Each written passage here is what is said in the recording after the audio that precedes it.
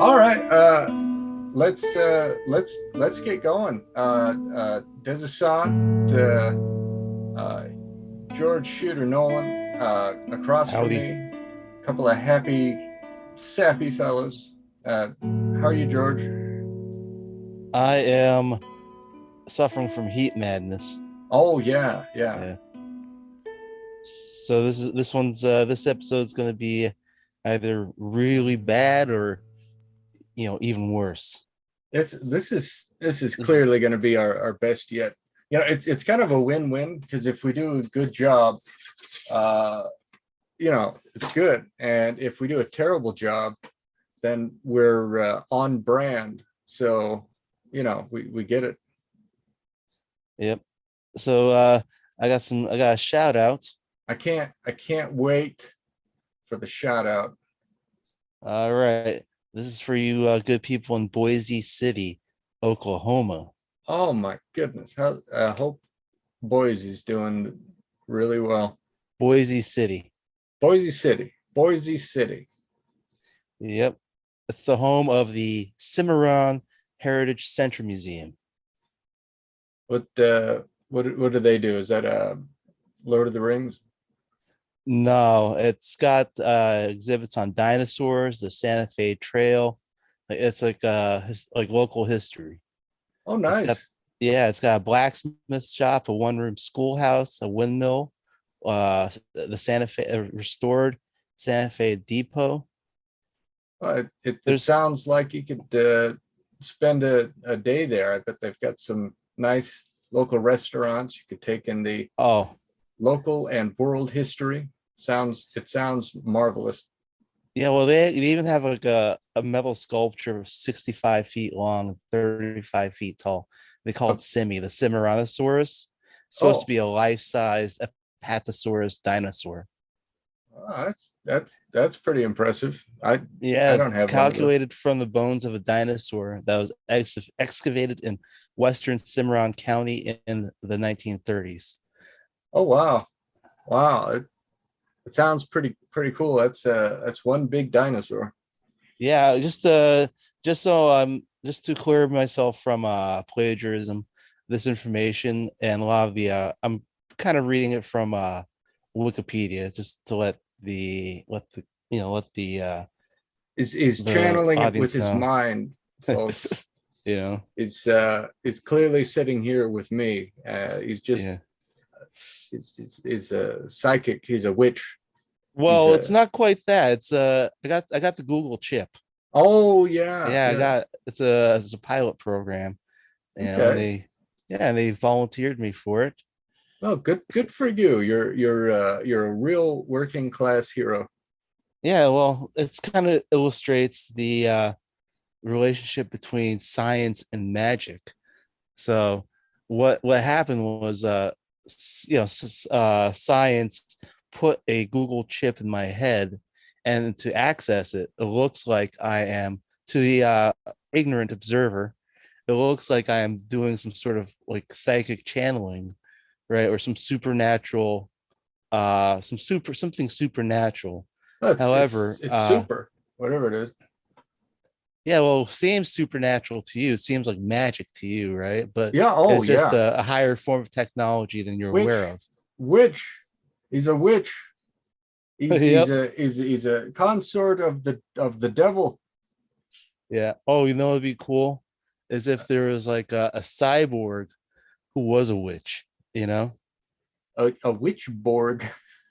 Yeah, that'd be pretty frightening, I believe it. you know? So, but yeah, what's going on with you? How you dealing with this heat madness? Well,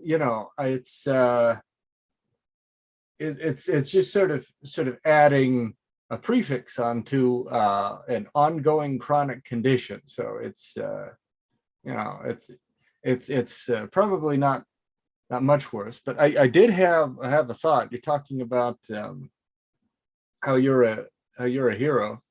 Um, there has been something that has been on my mind a little bit. I think it was the last time we got together in this wonderful place, and I made an odd statement. that that I would like to correct. Would you mind if I corrected an odd statement? Correct away. All right, so I made a weird statement about massively rich actors as workers. When I was, Yeah. do you recall when I said that these blockbuster actors were workers that were able to dictate the terms of their employment and get paid so much for it? I mean, yeah, it's I don't see how that's inaccurate. They're Yeah, workers. yeah, They're it's not. paid by the company. They don't own the studios. No, no, but The although it, studios pay them as employees. yeah, yeah. I mean, they're definitely employees, but although it's true they became wealthy by being able to eventually dictate the terms of their employment, they cease being workers once they no longer have to work to live and are merely trading their time for money. So they are uh, they're literal employees, but in what is really more of a two-class system, where you have people who have to work to stay alive and others who are able to stay alive irrespective of what they do because others are supplying them. Uh, your island buying actors like Johnny Depp, although he was absolutely a worker and is definitely an employee, he is really just trading his time for money. He does not have to be there. That's trading your time for money. That's the definition of a proletarian. Well, I, you know, You know, I don't mean that they're electing to spend their time someplace. I mean that, like, on one hand, you would have somebody who is clocking in, or else they die because they're not able to get money in exchange for work and exchange that money for goods and services that keep them alive.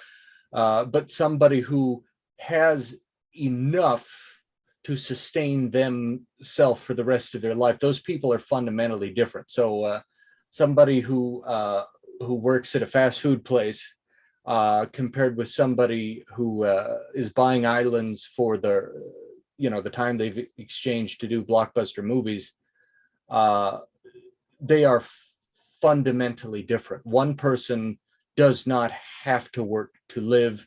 The other person cannot just decide to take a summer off without starving to death. So when I made that statement, calling Johnny Depp a worker dictating the terms of his employment, that in my mind, it kind of stuck with me because it seems inappropriate to group him in with workers when he has surpassed that. So it's true that he's dictated the terms of his employment, but he's merely trading his time. He's not there to live. He's just trading his time. You know what I mean? well, he's still taking the money. He's not doing it for fun. He's still taking he's still cashing those paychecks. Yeah, yeah, no, but He's he doesn't have to, like money yeah. existing as a tool to exchange for goods and services. Well, let's say that you have a regular job somewhere, right? And you take and then you save up a little bit of money, and then you take a 2 week vacation unpaid. You can afford to do it, for a few weeks. Does that make you not a worker? Because you can, take time off without, getting paid for a bit. Uh, no, no, but if you're in a position where you would never have to work again and you would still continue to live, uh, that's different than somebody that is obligated to continue performing a task for the sake of, you know, living, continuing to be alive. Um, Let's say that let's say you work somewhere for like 20 years and you decide to cash in on early retirement. You saved enough money, but according to calculations, you'd have to live an impoverished lifestyle, but you'd still have enough money from Social Security and food stamps and your meager savings to sustain yourself. Does that make you a worker? Uh, well, it's interesting. I mean, I I mean, don't wish to work in really strict. I think that there would be essentially two classes of people. One that survives by their own labor, and one that survives by the labor of others. And yeah, but if you that's are somebody that is able to live on subsistence, I kind of think that unless you've got help, like you're totally alone, uh, no joint acquisition of you know community taxes keeping you around. Um, that kind of minimum safety net would be closer to the ideal, I would think, than many people are able to enjoy. So like the conversation becomes somewhat irrelevant when a person does not have to like work to live, but rather to kind of progress or to attain more than subsistence. Like I don't think where we are at right now enables subsistence. Like if you fall, you splat. You don't bounce. You know what I mean? I think so. But I have a question. Yeah, So you're saying that like someone like Johnny Depp, who does not have to work a day in his life if he doesn't want to, because of his like vast wealth, is he's not really a worker anymore, right? yeah, But so like a worker, well, as you said, a worker. So there's two kinds of people. There's the worker who, lives off of his own labor, and the what's the other let's like the owning class who subsists off the labor of others, right? sure. So I mean, according to that definition, Johnny Depp is a worker. I mean, he's just like in the he's just like a very successful example of a worker. He's like the top points. He's the worker with the top economic situation, right? So let's say most humans are between 5 feet and 6 feet tall, right? But there's like a very few humans who are like 8 feet tall. Just because they're so much taller than other humans, does that make them not human anymore? Well, Because most humans are between 5 and 7 feet tall somewhere, and I they're so mean, much bigger. these worker not worker or human not human. I don't know if it's comparable, and I don't know if it's the best descriptor. And I don't particularly. I'm not like grieving heirs or airing grieves. I'm not. I'm not expressing disappointment with the situation. I don't think that wealth or being able to dictate the terms of one's employment, uh, certainly the latter are really at all problematic, and that the issue comes from Yeah. when uh, somebody is allowed to gain while others have nothing. That could have been stated better, but Oh, you're saying that Johnny Depp, because of his material conditions, he's not a worker anymore.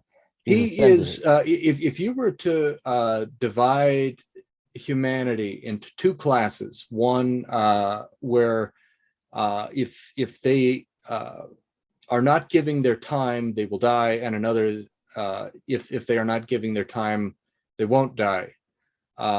Johnny Depp has gone from one to the other, and Oh, may not be appropriately included with groups that need to struggle to keep their head above water. I don't mean that as a. well, I think what you're basically doing is not, instead of like dividing people between workers and not and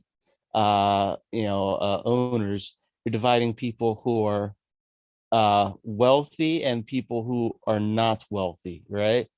Sure. Because it's because you're not talking, because a worker, the way I think about it, is defined by the relationship with the means of, like, producing wealth, right? So I mean, just because you're a worker doesn't mean you're poor, and just because you're an owner doesn't mean you're rich, right? Like, you can have your own business and still be poorer than, some guy with a good job, Well, you know what I'm I saying? think the first situation of different types of employment, or being an employee, whether you're poor or rich, works better than poor business, rich business. If you are a small business owner, you have more in common with the poor than you do with the rich. Um, Yeah, yeah, but the way you make your money is the way, like, a rich, business owner would do it. Well, let's say you have a small computer company, you make like $30,000 of profit a year. You have, like, the way your wealth is made has more in common with someone who owns, like, Microsoft, and they make 30-40 billion dollars a I don't know year. about that. But your I don't know income, about the your genre of like if you work at a small business, and it's in computers or internet or whatever, you don't have more in common with the CEOs of Microsoft or Google. You could just as easily be run over, and the problems that affect those of low means are going to eat you quicker than it would eat them. Uh, the well, it's a difference of scale. Yeah, but there's a lot that goes into that difference of scale. Yeah. So I Uh, don't know. I mean, what I said about Johnny Depp being able to dictate the terms of his employment, that's true. He's an employee, but he is not on the same level of somebody who's operating on subsistence. And that's the thing that stuck with me. Not that I I said mean, something that was inherently incorrect, mm, as I don't know, scaling employment, yeah. but like seeming to equate somebody who has to put in the hours to stay alive compared with somebody who does not have to do that anymore. It just seemed to me to be a wrong thing to marry in my mind. Mm. Well, I'm pretty sure Johnny Depp listens to this, podcast. So if you're listening, Mr. Depp, just email us, Yeah. and then just let us know what you think of the situation. Oh yeah, sure. I'm not against that. There's certainly an issue, but I don't think that like everybody of means is exploitative, but rather benefiting from an exploitative system. Even though there are some people in certain brackets who are inherently exploitative, I think that there is a level of society that influences policy with their donations, and works to keep things in a particular way, and not everything is equal, even though some groups are going to benefit from the system and other people are going to be crushed by it. So I'm not saying that Johnny Depp is of the donor class necessarily. I don't know him personally or any of his behaviors. He was just sort of an example that we brought up, and he is an employee that is able to dictate the terms of his employment, but he does so electively. He is not keeping his head above water. Uh, so I don't know. That's the part that stuck Well, with me. So I wanted to address you, you know that. that Nicolas Cage guy? Yeah. Apparently, according to your definition, he's a worker. That's why even though he's made like billions of dollars, he does like 10 movies a year, and they're all crappy. They're You know, I they're guess he was like, good. He elevates something just by being in it, and I'm pretty sure that unlike Johnny Depp, and well, I'm he not, spent all of his money. well, no, he's certainly loose with his money, Nicolas Cage, but I believe he came from money, and I Yep, think Coppola family. yeah, and I do not believe that Johnny Depp did. I believe that Johnny Depp got a lucky break with 21 Jump Street and just sort of blew up beyond expectations. Um, I mean, yeah, Nicolas Cage, he came from the Coppola family, which is yeah, the one of the, was the most prominent Hollywood families of all time. But I guess I don't like, as of now, he absolutely has to keep making like schlocky movies in order to, like, maintain his lifestyle, the or only to, to schlocky movie stay. I can think of, it was not his fault. It was the second. What was that? Hell Rider, Knight Rider, Ghost the Rider. Ghost. Thank you. The first one was a hoot, and the second one was just lame. And that was not his fault. He went in there. It was just sort of other roles, but I disagree. I think generally when he's in things, he elevates them because he is willing to put so much of his himself in there to he portrays not realistic characters, but I mean Kind of like sometimes more like archetypes almost. yeah Like he's playing excellent portrayals, things that get the point across by exaggerating the movements, like like more like theater than your usual yeah. drama where you're supposed to get immersed and think that these are real people. He's not like, he's capable of doing realistic roles, but he is more just sort of theatrical applied to film. I think he does a pretty good job. He's always worth watching in movies. I like Nicolas Cage. Yeah, I've heard him compared his style of acting compared to Japanese kabuki. Kabuki. Yeah, Yeah, people I compare think him to he kabuki all studied the that or time. something. Oh But yeah. yeah, he studied somebody. I've seen. Oh wait.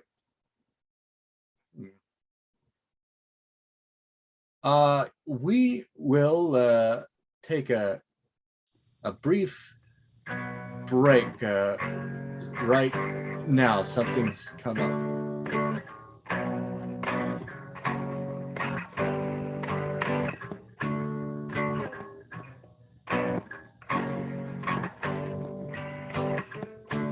Yeah, let's get back into it. I think you were talking about Nicolas Cage. Yeah. Oh, let's see. What was I saying? A refreshing break. Hope everybody had a refreshing time. I think Nicolas Cage is a hoot. He's uh, there are a couple of actors who just throw themselves in the work. One that I'm not as crazy about. I enjoy him when he does things, but like Tom Cruise is also one of those guys that would just throw himself into the work he does with a lot of energy. Yeah. Um, You ever but see Born on the 4th of July? no, I don't believe so. That and this one, he plays this Vietnam veteran who gets paralyzed and comes home paralyzed and becomes an activist, right? Uh, He actually sat in the wheelchair for that role. Yeah, he does his own stunts. He was actually in the wheelchair. Isn't yeah, that crazy? I mean, anybody can sit in a wheelchair. What do you mean? Like he injured Anybody could, himself? like, no, he sat in the wheelchair and acted. Like that's like probably as impressive as like the time he like hung onto a flying plane out Uh, on the outside. yeah, I mean, if I I don't want to take that feeling away from you. Yeah, sure. That's That's impressive. how You sat uh, down. yeah, I'm as impressed by him sitting in the wheelchair as hanging off like standing on top of like a tower, Yeah, I don't know. I think Tom Cruise does some thrilling stuff, but like comparing him to Nicolas Cage, where Nicolas Cage always creates a spectacle, but it's like a different amount of intensity, but sometimes he's a likable character. I think with Tom Cruise, he just generally seems like somebody that would put you in your place with a little quip and then strut off. He always seems like he'd be unkind. Yeah, he does seem like he would have like a snippy walk, like a haughty stroll.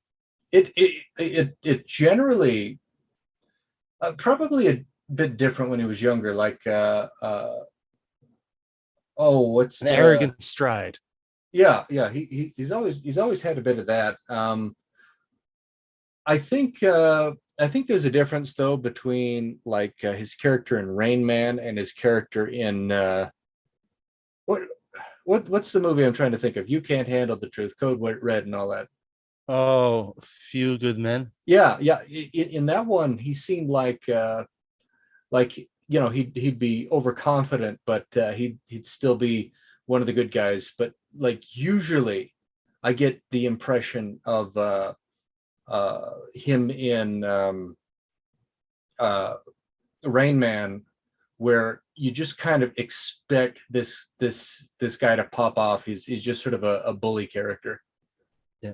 Well, he always, yeah, like a lot of his best roles, he doesn't really play like normal humble guys that much, No, no, like but I don't mean like certainly not humble, but like just generally unkind. Like mm, I get the impression like if you were to deal with no need, but like if you were to have a lunch with Tom Cruise and then one with Nicolas Cage, I kind of expect that both of them would be a little bit dismissive of you, but that Nicolas Cage would engage more thoughtfully, um, and and that Tom Cruise would just sort of think like I'm sure that they both have an inflated idea of themselves, but like Tom Cruise would just sort of brush you off as beneath him, and well, Nicolas Cage would be more thoughtful about it, even though he would still,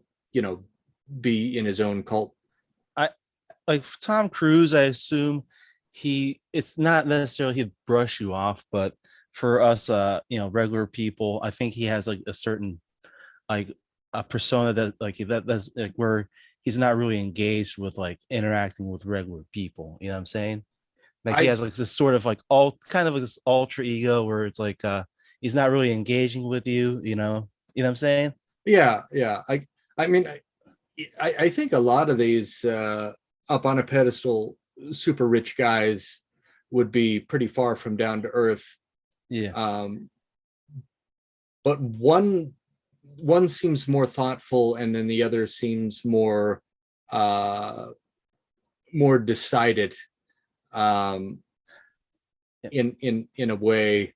But I don't know. Nick Cage. He's more of a conceptual guy.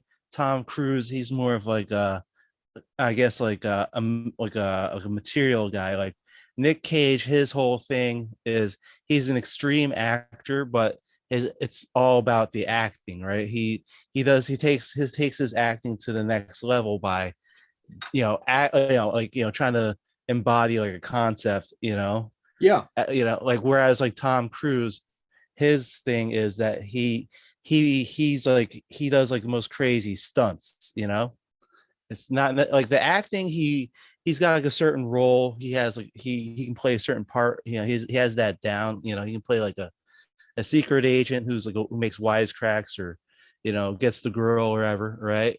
But it's not really. He's not really changing the he's not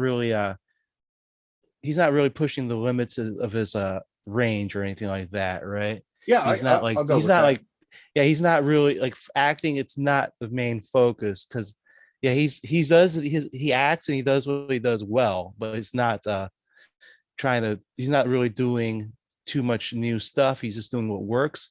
It's just but what he's pushing the envelope is the stunts, I risking his life. I'd agree with that. They both put themselves in their work all the way, but kind of in their own field. I think they're both really good performers, and both Yeah.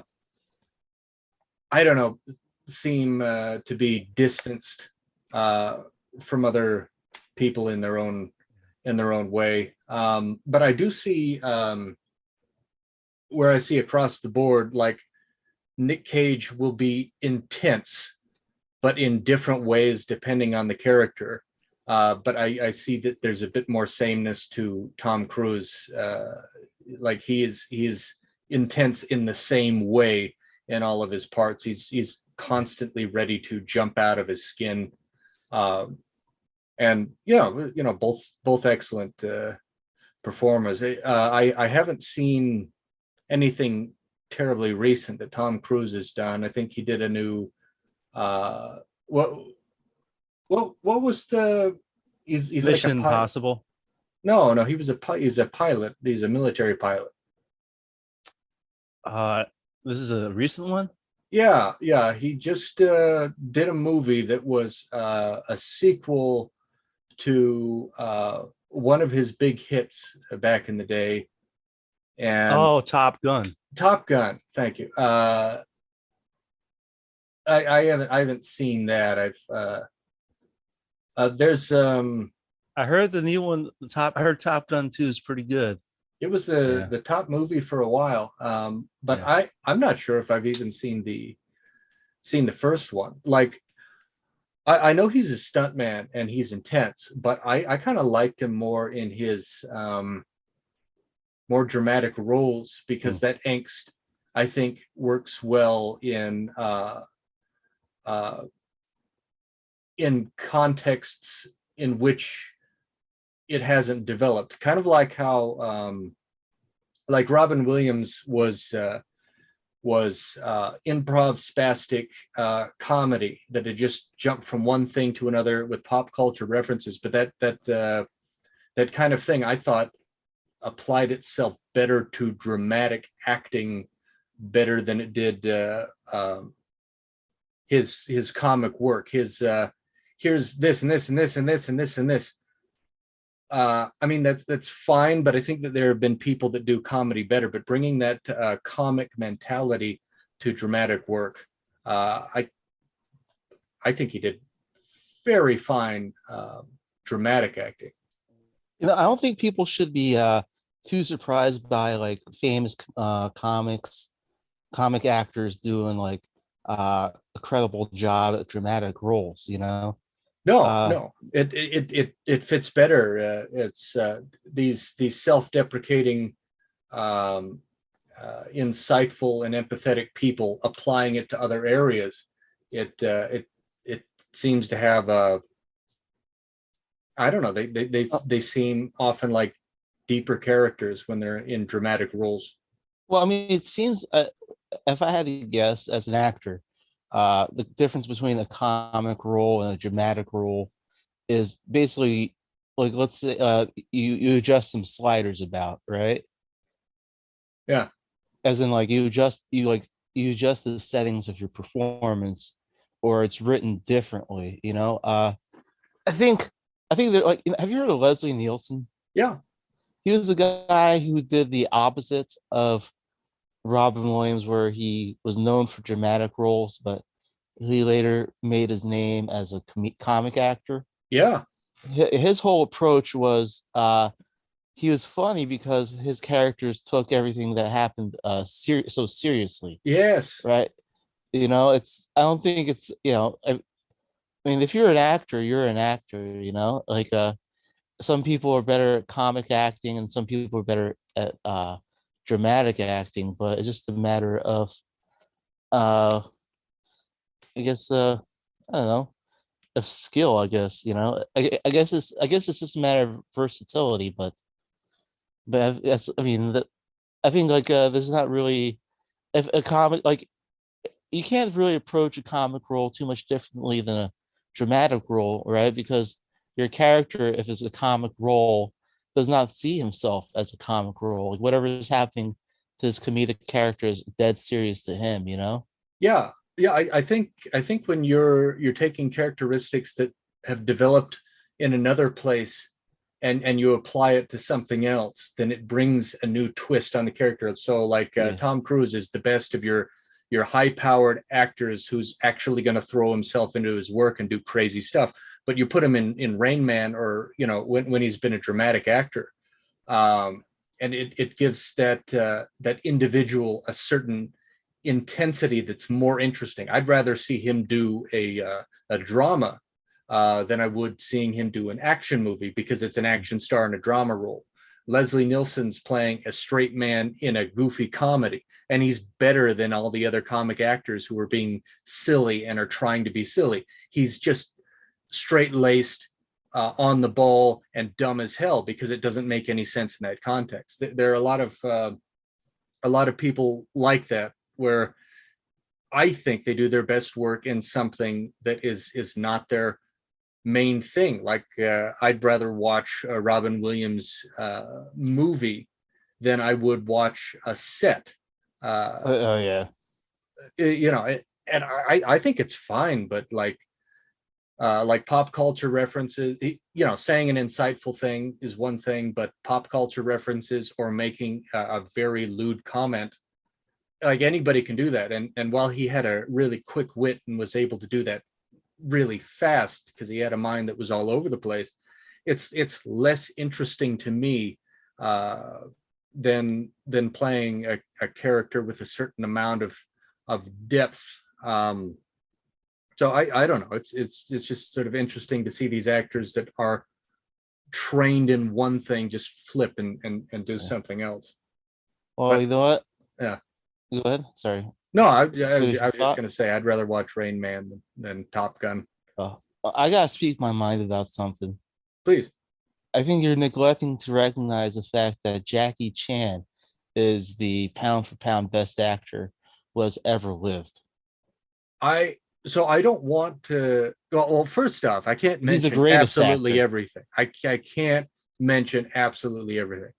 And I haven't thought enough as to whether or not he's the greatest actor or anything. But I know that he came into being doing sort of stoic badassery, and that he's a brilliant physical guy. Like he just fights so well. Well, he's a Uh, great comedic actor, no, as well. that's what I was going, like, whether he's, whoever he's paired up with, he's got a lot of charm. He's the best part of the movies that he's in. Yeah. Yeah, he's got charisma. Yeah, he's got like a lot of charisma. I haven't really seen actually too many of his dramatic roles, but I've seen his action movie, his action films, his action comedies. Yeah, I mean, yeah, I he's grew just up with that. he's got like a likable presence, and yeah, his physical comedy, like his fighting is like funny. His it's physical comedy, well, and and not to mention he's the greatest stunt man who has ever lived. If you combine that with his insane martial arts training, so the fight scenes are credible looking. His he's got like he's got like probably the most charismatic actors of our time. It's He certainly a does, lot of fun. yeah, like he makes he's made some great movies. I think he's like pretty much the total package when it comes to acting. I mean, I haven't seen him like well, I won't say he's the total package, but when it comes to acting, like he's probably the best who's ever done it. I mean, like Michael Jordan, he's like the greatest basketball player of all time, but he wasn't the best at every single aspect of basketball, but he was great enough at enough of these aspects of basketball. That he was the greatest, right? So I'm thinking it's like that with Jackie Chan.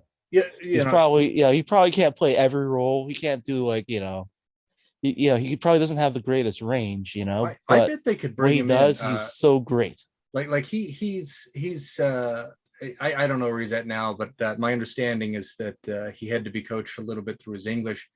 But Yeah. I imagine he's probably have more versatility as opposed to just sort of being stuck into these comedy buddy pictures. I mean, It he's done like a serious role recently, The Foreigner or something. He's been a branching what? out into It's called The Foreigner. It's like Oh, he plays this Chinese immigrant in Ireland. And I think it's supposed to be like Taken, where he has to rescue his daughter. I mean, I haven't heard about that. I'd But watch that. yeah, he's done like a couple like more gritty roles where he's like a corrupt police chief or something. But I didn't know that. I'd actually look into that. I think it's got to be really interesting to work with Jackie Chan because you got this guy who is driven and skilled, and then he's working along somebody who kind of lies and gets into character for a living. I think it's a perfectly fine thing to do, but like you're working alongside Jackie Chan. And you're an actor and you're playing these roles and playing these characters and goofing around. And then you're with this guy who is an absolute beast, or this is a guy that would be take away human frivolity. This is a guy that in a state of nature could be just sort of dominating and leading the tribe just because of how physical and how Driven. much skill he's got. He's an Yeah. actual tough and skilled human being, and you're working Yeah. alongside him, and you're just like an actor.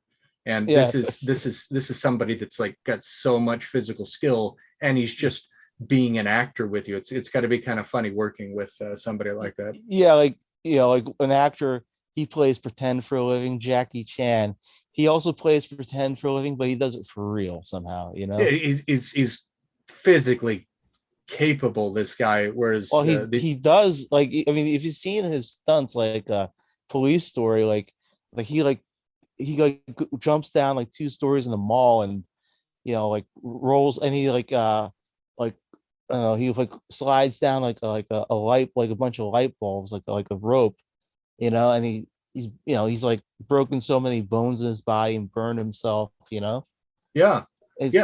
like It's just, if you think about him in contrast to like Tom Cruise, who is an actor inherently, but just gets so excited by the stunts and goes into it. And Jackie Chan is just like primarily a physical animal, and then he's just becoming an actor. Like he's not somebody I'm interested in the rush and getting the skill, but I am an intensely skilled human being, and I'm just becoming an actor. It's I don't know, kind of funny. I'd watch his stuff because he had he had sort of a that little, I don't know, like there are some actors that were able to clearly have a lot of heart, and then some people that are just in it and playing around. Um, like Jackie Chan's got that little sparkle in his eye. I think what Robin Williams had that in all of his roles. There yeah. there there seems to be an excess of depth, and it just might be an aesthetic thing and a way that they operate. But there's a humor uh, and a depth that is at least in the work. Yeah. I don't know. I see what you're saying, Yeah. but I just had to get that off my chest. I don't think Jackie Chan gets enough recognition or money. Well, I think he should be like 10 times. Yeah, he should be 10 times richer than he's he probably is. plenty rich. Yeah. But I would check that movie out. I wasn't aware that he's done anything more gritty. Yeah, I Hey, think he's been doing more gritty stuff like as he's gotten older, but yeah, like check out stuff like in the past few years. But it looks like your egg timer's gone off. Your hard boiled eggs are ready? Well, that's the clock. But one thing that I wanted to ask you, there was something about your high school nickname that you were alluding to. Oh yes. Yeah, in senior year, they used to call me 40-year-old virgin. Oh, that's unfortunate.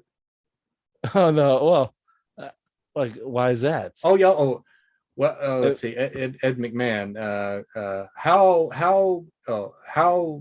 Why? 40-year-old virgin was it? uh yeah, yep, that's it. That's how, I guess, intensely so, you know. Well, yeah. You, I Why you don't think that's a cool nickname? kids can be cruel, but I mean, I guess it depends on who was calling you that. All right, why did they call you the 40-year-old virgin in high I school? I'm not sure. I'm not sure because I was nowhere near 40 in high school, you know. And I assume like most other like teenagers are virgins, you know. I was as old as anyone else, Yeah, and it's not, and being a virgin in high school is like actually pretty normal, you yeah, know. yeah. It's that's probably not unheard of. Yeah, I guess I just had like I take it as a compliment. Maybe they saw something in me, like I had that sincere charm Steve Carell had, in I that movie. Like he was like a very likable guy. You know what I'm saying?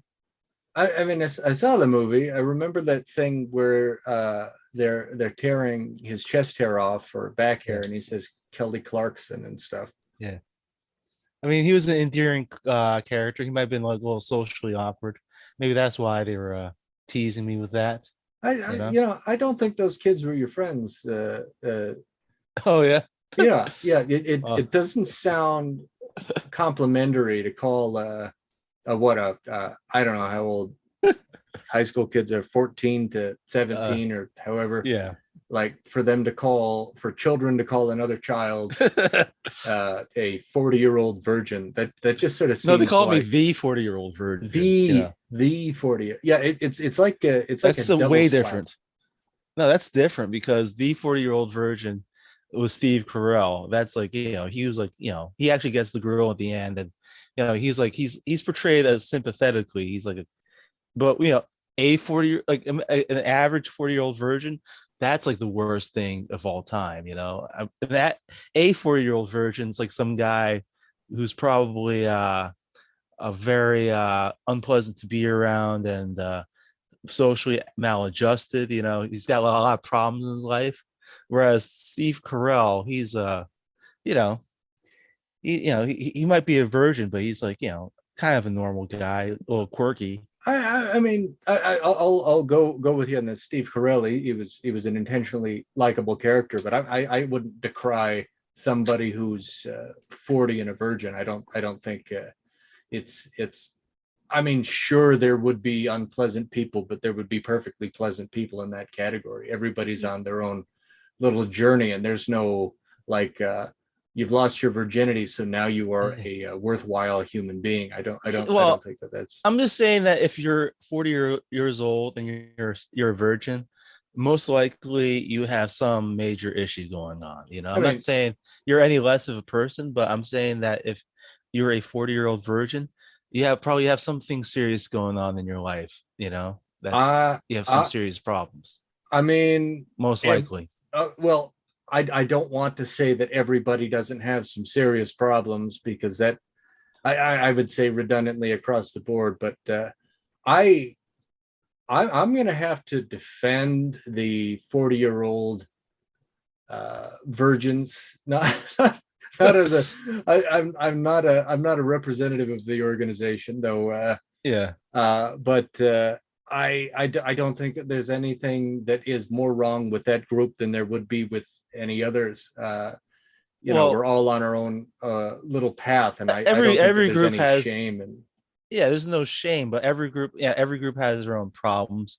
And I guess I'm trying to say is that people who are 40-year-old virgins, they have a definite set of problems that are, and that is, it's maybe their problems aren't as bad as, say someone who's, as the starving people's problems, but they have Jeez. definitely, they have their problems of like maybe like being like in society, they definitely, they do have problems, and they're, they're severe enough. There are no certainties in life, and Yeah, the quality of your character isn't determined by. yeah, but you can make generalizations, I not every, like, there are some people who are 40 years old and virgins. They're perfectly well adjusted, but most people do not, who are 40 years old, would not want to be virgins. They would want to have had like relationships and stuff. I mean, And I can go with it as far as like saying that, like, probably most people, if they're by 40, they would prefer to have had sex. But I don't know. I don't know. I don't think we should be going in any kind of condemnation of I'm not because condemning you don't them. know a person's situation, you don't know what they've Yeah. had to deal with, and you don't know what their interests are. So I don't think we should be inferring any quality of a person based on whether or not they've had sex. I mean, Well, it's it's an indication of how integrated they are into society, Like if you're 40 years old and you're still a virgin, like most likely you the you're you haven't made like this the right thing. You have problems preventing you uh from having like a social network to actually get like, to lose your virginity. I don't want to, talk all clinical and stuff, but like, I I don't know. I do you, mean, how many people who are 40 do you know who are virgins? Like, do you know anyone who's 40 and a virgin I don't or know. close to it? It's not really my business or something that Yeah. I'd want to know about. It's like I don't want to carry around a purity card and say that if you haven't met these particular marks, you're a weirdo. Oh, I don't think that there is anything that should be inferred about like a private aspect of I, I don't know.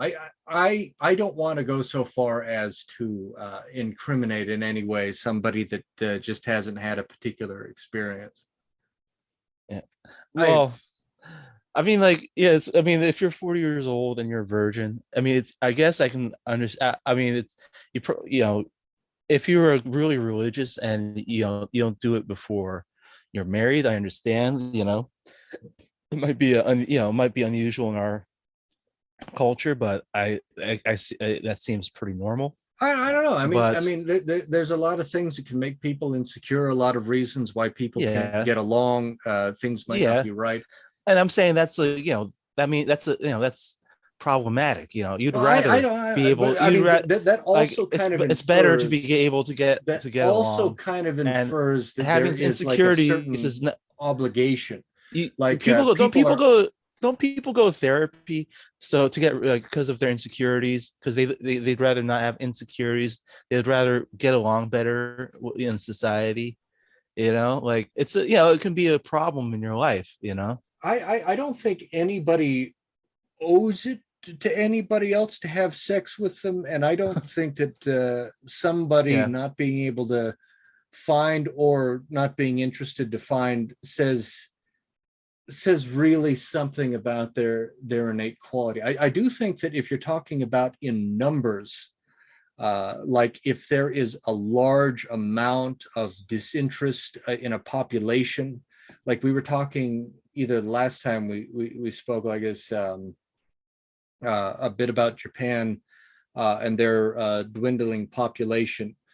If your society is moving away from being pro-social and people are just not thinking it's realistic or even interested in having children or copulating, then that yeah. says something about the state of society. Yes. Well, the society, yeah, this that yeah, that means the society has profound problems, and the people and a society with profound problems, the people in the society, they're going to have problems too, you know. Yeah, I Like, just don't want to get to the point where there's any sort of condemnation of somebody who has not been interested or able or I'm the last person to condemn these, people, yeah, I just I just think the 40-year-old virgin as a joke against 40-year-old virgins. Hey, you guys, you're somehow less than. I just don't know that like as a joke, it seems to be fairly harmless.